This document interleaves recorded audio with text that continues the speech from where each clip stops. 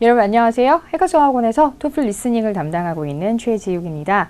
여러분 이 강의는 토플 리스닝 약점 보완 문제 해설 영상이랍니다. 토플 리스닝은 크게 점수를 3개로 나눠서 설명해 볼 수 있어요. 자, 19 플러스 점, 23 플러스 점, 27점 플러스 점. 자, 이 세 가지로 볼 수 있는데요. 오늘은 그 마지막 그룹인 27 플러스 점. 이 점수대를 위한 약점 보완 문제 해설이랍니다. 자, 우리가 2개의 문제를 풀어볼 거예요. 그래서 어떻게 우리가 30점을 만들 수 있는지, 정말 고득점을 만들 수 있는지, 이 고득점을 만들기 위해 필요한 방법은 무엇인지, 공부 방법은 무엇인지 자, 살펴보도록 하겠습니다. 자, 지난 강의, 지난 영상들과 같이 렉처 전체를 듣는 것이 아니고요.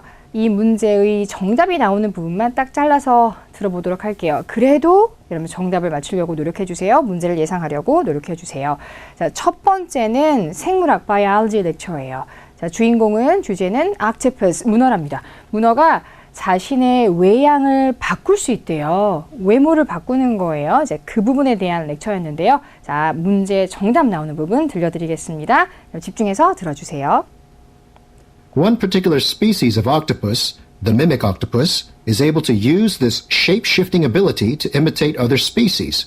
It can mimic 17 different species found in its habitat. As most of these are poisonous, this proves to be a great defense strategy for the octopus. What can be inferred about the mimic octopus?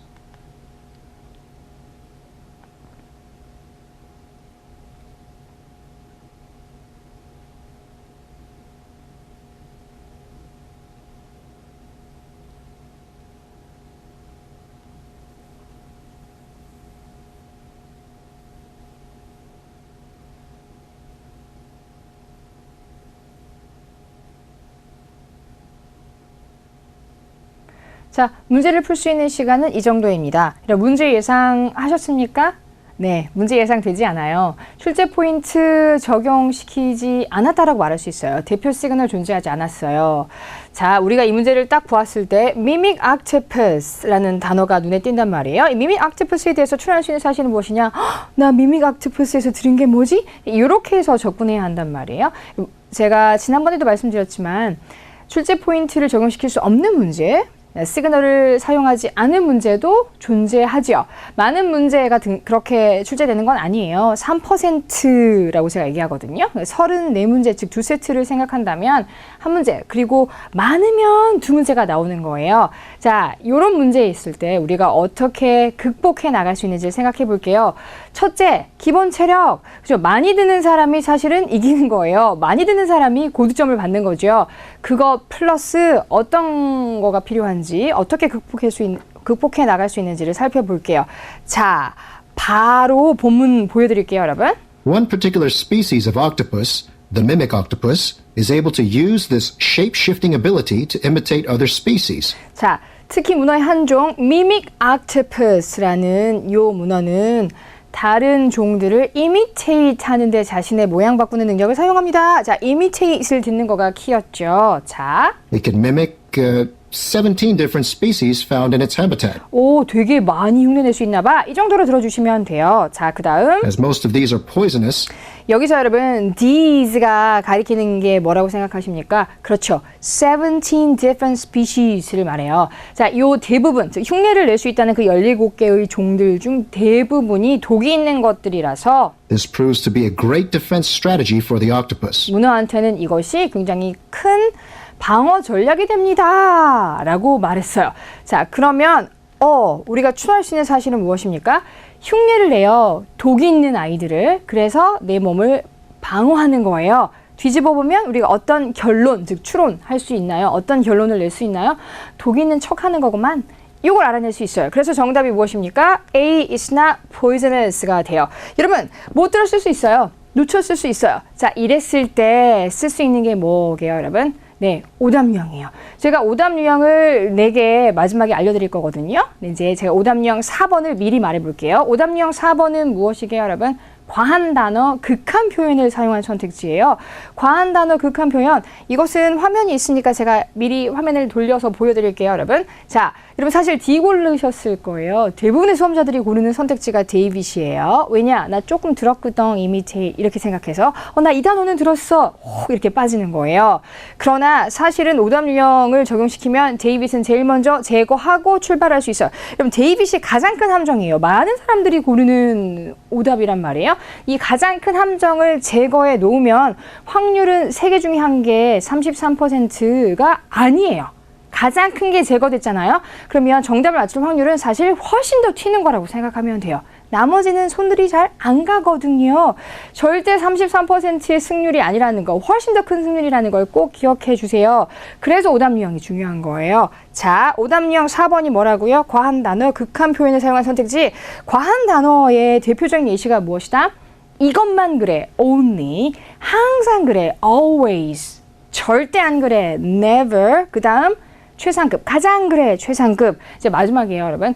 다 그래가 과한 단어, 극한 표현의 대표적인 거거든요, 여러분. 자, 다 그래에 해당하는 단어 불러보세요. 그럼 대부분 여러분 어디까지 나오냐면 all, every까지 나와요. 즉 뭐가 안 나온다? any가 안 나와요, 여러분. anything, 다잖아요. 과한 단어, 극한 표현, 즉 오답 유형 4번의 대표 단어가 돼요. 외우세요. 여러분 지금 외워주세요. 자, 그러면 다시 문제 화면으로 돌아가 볼게요, 여러분. 데이빗 골랐죠? 왜요, 여러분? imitate도 들었고요. species도 들었어요. 딴 거는 생각 안 나요. 데이빗. 이렇게 간다니까요. 근데 any 다 흉내낸다 그랬나? 아니잖아요. 데이빗 제껴 놓으면 훨씬 정답을 맞힐 가능성이 높아지는 문제라는 거. 자, 이 문제에서 우리가 볼 수 있는 건 뭡니까? 오답 유형을 적용시킨다. 가능성이 훨씬 더 높아진다가 되겠죠. 자, 두 번째 문제 가보도록 하겠습니다. 지구과학이에요. 눈송이, 스노우플레이크의 포메이션, 형성에 대한 렉처랍니다. 이 렉처는 여러분 우리 한국말로 들어도 되게 어려울 것 같지 않아요? 그쵸? 어려운 렉처예요. 그리고 보여드릴 요 문제는 굉장히 난이도가 높은 문제예요. 그러니까 내가 시험장에 가서 이 정도의 난이도의 문제를 안 만날 가능성도 사실 상당히 높아요. 그러나 우리가 27 플러스 점의 수험자라고 한다면 30점을 목표로 가는 거기 때문에 이 정도도 핸들할 수 있게 준비를 해보자. 이제 이런 의도에서 보여드리는 문제예요. 자, 들어보겠습니다. When the surrounding air is cold and dry, this layer is very thin. So the snowflake develops long needle-like structures as it expands. But the quasi-liquid layer thickens in warmer, wetter air, which leads to the formation of flat, plate-like structures. And the longer the snowflake spends in the air, the more complex its shape will be. It is subjected to a wider range of atmospheric conditions. In the lecture, the professor identifies several factors that affect the development of a snowflake. Indicate whether each of the following is a factor.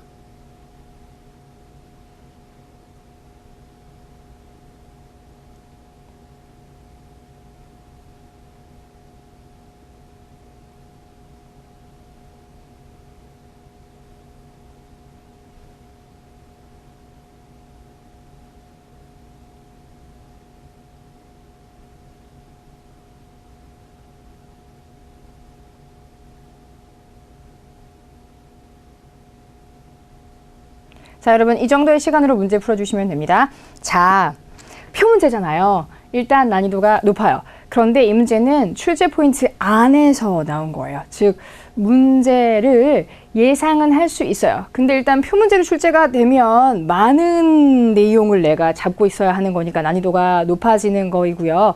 자, 이 문제는 시그널은 주지 않았어요. 근데 출제 포인트에 맞춰져 있어요. 자, 이게 무슨 말이냐? 본문 보면서 설명드려 볼게요. 자, 문제는 Several factors that affect the development of a snowflake. 눈송이가 형성되는데 영향을 미치는 요인을 찾아서 표시하세요 라는 거잖아요. 여러분, 저 이거 바로 스크립트 보면서 보여드릴게요. When the surrounding air is cold and dry, this layer is very thin. This layer라는 단어가 바로 나왔죠. quasi-liquid layer에서 유사 액체층이라고 해석할 수 있어요. 여러분, 지금 우리가 답 나오는 부분만 딱 떼내서 듣기 때문에 조금 더 어렵게 느껴질 수는 있어요. 자, 가보겠습니다. 자, 주변의 공기가 차갑고 건조할 때 이 층이 굉장히 얇아요. So the snowflake develops long needle-like structures as it expands. 그래서 눈송이가 확장을 할 때 어떤 구조로 만들어진다고 했습니까? 그죠? 길고 바늘 같은 형태로 이제 만들어집니다. 형성이 됩니다. 라고 했어요. 자, 그 다음 문장 봐보세요. But the quasi-liquid layer thickens in warmer, wetter air. 이 문장이에요. 그러면 이 문장을 딱 들으면 앞 문장과 상반된 내용, 즉 차이점을 얘기한다는 거, 즉 대조관계에 있다는 걸 알 수 있어요. 우리 출제 포인트에 여러분 공통점과 차이점이 들어있죠. 공통점과 차이점도 ETS가 공략하는 출제 포인트란 말이에요. 자, 차이점을 더 좋아해요. 그러니까 차이점이 언급됐다. 그러면 문제를 낼 확률이 굉장히 높아진단 말이에요. 차이점이잖아. 라는 거 잡아내셔야 해요. 다만 차이라는 단어, different 이라는 단어를 넣어준다. 그러면 난이도가 낮은 문제가 되겠죠. 근데 얘는 차이라는 걸 듣고 이해하는 사람한테 문제를 맞힐 수 있는 기회, 즉 점수를 주겠어. 이 의도가 보이는 문제란 말이에요. 자, 다시 한번 가볼게요. But the quasi-liquid layer thickens in warmer, wetter air. 이 층이 유사 액체 층이 thickens 더 두꺼워집니다. thin의 반대잖아요. 어떨 때 아까는 cold and dry였단 말이에요. 근데 여기서는 warmer, wetter air예요. 더 온도가 높은 거, 즉 따뜻하고 그리고 습도가 더 높은 거 반대잖아요. cold and dry의 반대 warm, wet이 나왔어요. 차이점입니다. 자, 그리고 Which leads to the formation of flat, plate-like structures. 어떤 구조의 형성으로 이어진다라고 했습니까? 그렇죠. 평평한 접시 형태가 만들어진다라는 거죠. 아까는 길고 뾰족뾰족한 바늘 같은 형태였고요. 자, 또 갑니다. And the longer the snowflake spends in the air, 공기 중에 눈송이가 더 오래 머무를수록 the more complex its shape will be. 더 모양은 복잡해집니다. 라고 해서 이 말은 적게 머무르면 더 단순한 모양이 됩니다가 될 수 있겠죠. 직접적으로 얘기하지 않았지만 또 차이가 느껴질 수 있죠. 자, 이제 가볼게요. 그렇기 때문에 뭐가 답이 되게요, 여러분? 자, 갑니다. 첫 번째가 temperature of the air. 네, 기온. 그러니까 cold냐, warmer냐의 그 차이고요. 자, 그 다음에 두 번째는요, moisture의 양, dry하냐, wetter하냐였었죠. 그 다음에 공기 중에 더 머무를수록 복잡해진다라고 했으니까 제일 마지막 선택지 aloof가 공중의 하늘에거든요, 여러분. 공중에서 얘가 머무르는 시간의 길이. 그래서 이 세 개가 답이 돼요. 보이는 여러분. particle 입자의 종류 얘기는 나온 적이 없어요. 그리고 얼음의 구성도 언급된 것이 아니에요. 그래서 요 세 가지. 이 문제는 무슨 문제라고요? 차이점을 공략하는 문제예요. 다만 내용 가지고 차이라는 걸 파악해야 하기 때문에 난이도는 높아졌다. 이제 이렇게 정리할 수 있겠습니다. 자, 다시 정리해 보겠습니다. 차이점, 대조관계를 파악한다 이고요. 자, 여러분.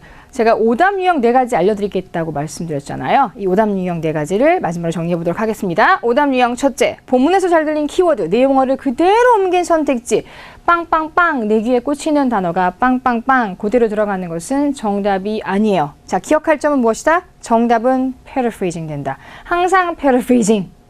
냉정함 유지가 필요해요. 나 이 단어 들었어. 혹 이렇게 가면 안 돼요. 정답은 paraphrasing 된다. 기억해 주세요. 두 번째, 지문의 다른 곳에서 들은 내용인 선택지.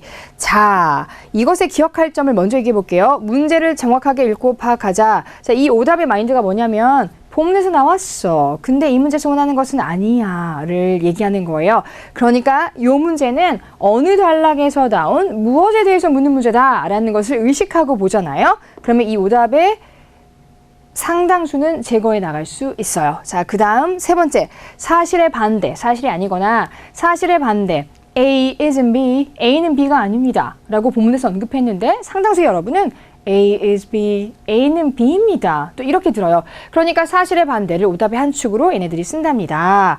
자, 아예 언급 안 된 내용의 선택지도 쓰지요. 이것도 문제를 정확하게 읽고 무엇에 대해서 어디에서 언급한 거를 묻고 있다라는 것을 파악한다면 이 오답의 일부도 충분히 잘 피해 나갈 수 있답니다. 자, 마지막 과한 단어 극한 표현 우리가 좀 전에 정리한 거죠. 오답 유형 4번 과한 단어 극한 표현을 사용한 선택지. 여러분, 자, 요 과한 단어가 딱 선택지에 보이잖아요. 그럼 딱 멈추세요. 그리고 의심부터 하세요. 본문에 이 근거가 있었어? 의심부터 하세요. 의심을 했어요. 결과는 뭐죠, 여러분? 잘 모르겠어. 일 수 있어요. 이러면 제거하세요. 제거하세요. 이게 확률적으로 맞아요. 확률적으로 제거하는 게 맞아요. 즉 오답의 가능성이 굉장히 높다는 거죠. 특히 어떤 문제에서 그렇다? 추론 문제일 때. 우리 아까 문헌 문제 추론 문제였잖아요. 추론 문제에서 4번 오답 유형 굉장히 많이 써요. 제거해 주세요. 자, 아까도 제가 말씀드렸던 것처럼 확률이 33%가 되는 게 아니라고 했어요. 훨씬 더 높은 승률을 가질 수 있다라고 했단 말이에요. 오답 유형은 언제 쓴다고요? 못 들었을 때, 자신 없을 때 쓰는 거예요. 꼭 기억해 주세요. 자, 리스닝에서는 리딩처럼 오답 노트를 사용하는 것을 많이 추천하진 않아요. 근데 이제 우리가 27 플러스 점 정도가 된다면 이 정도의 시험자들은 틀린 이유를 조목조목 분석하는 게 굉장히 도움이 돼요. 그러니까 틀린 문제 옆에 내가 이 문제를 왜 틀렸다라는 것을 빨간 펜으로 제가 꼭 적어보라고 말씀드리거든요. 자, 문제를 틀리는 이유는 크게 6가지가 있을 수 있죠. 그러면 첫째 틀린 이유 뭘 것 같아요, 여러분? 못 들었어 유유라고 쓰세요, 여러분. 자, 못 들었을 때 보완하는 방법은 뭐라고 생각합니까? 네, 꼼꼼한 복습, 질적인 복습이에요. 꼼꼼한 복습, 듣는 양, 기본 체력을 늘려주어야 한다라고 생각하면 됩니다. 이게 보완 방법이에요. 자, 2번, 이거 문제가 나올 거라는 걸 예상하지 못했어. 전형적인 시그널, 전형적인 출제 포인트를 사용했는데 나 이거 놓쳤어. 문제 예상 못했어. 자, 이것의 보완 방법은 무엇일까요? 출제 포인트 외우세요. 다시 한번 시그널 정리해서 외워주세요. 적용하려고 의식적으로 노력해 주시면 됩니다. 자, 세 번째 틀린 이유는 나 들었어. 근데 이 문장이 이 단어로 패러프레이징 된 걸 알아보지 못했어. 자, 이건 뭐가 문제예요? 단어 문제예요. 틀린 이유를 단어에서 보시면 돼요. 자, 이렇게 해서 틀린 것들은 단어 동의어 적어놓고 오답 노트, 이건 오답 노트죠, 여러분. 동의어 외워주는 방법으로 극복할 수 있습니다. 자, 그 다음 네 번째 틀린 이유는요. 해석을 잘못했어. 문제를 잘못 해석했어. 선택지를 잘못 해석했어. 이거는 문제 원인 뭐라고 생각하세요? 리딩이에요. 리딩에서 지금 구멍이 나는 거거든요. 그러니까 네 번째 틀린 이유, 이걸 극복하기 위해서 선택지만 막 모아놓고 읽는 연습을 한다거나 이런 건 비추해요. 리딩 점수가 올라가면 요 틀리는 이유는 자연스럽게 해결이 된답니다. 자, 그 다음 다섯 번째는 틀린 이유가 뭐가 있을 수 있을까요? 오답 유형 숙제가 안 됐어. 오답 유형을 적용한다는 거를 내가 자꾸 까먹잖아. 너무 마음이 급해서 잊어버렸어. 자, 오답 유형 숙제 하시고요. 다시 한번 강조할게요. 어떨 때 오답 유형을 쓴다? 못 들었을 때, 놓쳤을 때 꼭 기억해 주세요. 자, 마지막 여섯 번째 틀린 이유는요. 단순 실수예요. 단순 실수. 단순 실수는 여러분 굉장히 심리적인 요인이 많이 차지해요. 그러니까 시간 모자랄 것 같아. 이래서 말도 안 되는 실수를 한다거나 이런 일이 발생할 수 있답니다. 이거는 마음을 좀 가라앉히세요. 이거는 컴퓨터상으로 문제를 풀어보는 연습을 조금 더 해보시면 여섯 번째 틀린 이유는 많이 극복할 수 있습니다. 자, 여러분. 남은 시간 정리 잘 하시고요. 우리 오늘 들었던 특히 오답 유형만 생각하셔도 충분히 여러분이 목표로 하는 30점 가까이 갈 수 있어요. 30점 만들 수 있어요. 자, 30점은 절대 꿈이 아니에요, 여러분. 자, 남은 시간 정리 잘 하시고 꼭 30점 만들어서 와주세요, 여러분. 화이팅입니다.